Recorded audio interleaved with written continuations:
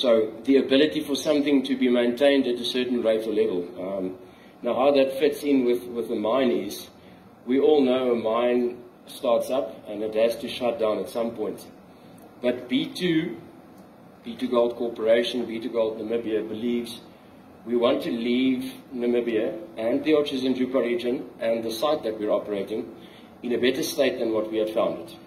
Okay? And this is through these sustainability initiatives, which I will be talking to you through this presentation. So first, going to talk about the 2024 financial results, which, as Eric mentioned, for production was a really good year for us. Then contribution to the government. And I really want to urge you to report on this.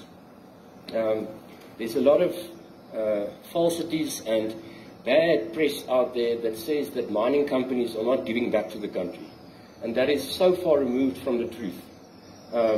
You know, we need to get the right message out there so that we can encourage more investment in Namibia. If we get more investment into Namibia and we get the right way of thinking in Namibia, our Fraser rating will go up. And mining companies will want to invest in Namibia, which is a low-grade jurisdiction, but politically very stable.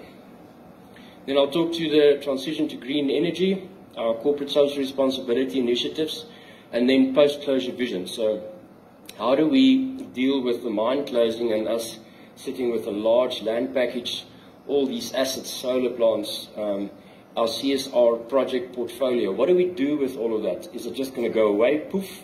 Or are we actually building or making plans right now for that to be active and sustained beyond mine closure?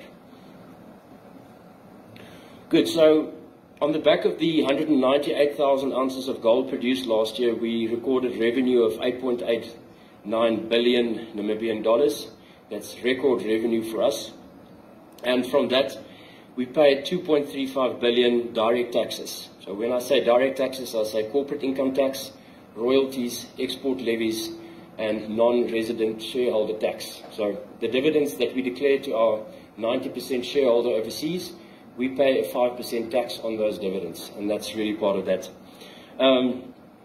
For 2025, we're looking forward to 175,000 ounces of gold being produced, midway between 165,000 and 185,000 ounces, at an all-in sustaining cost guidance of $980 to $1,040 an ounce. So you can see that where the current gold prices are sitting at the moment, that means significant profits and significant contributions to the Namibian economy.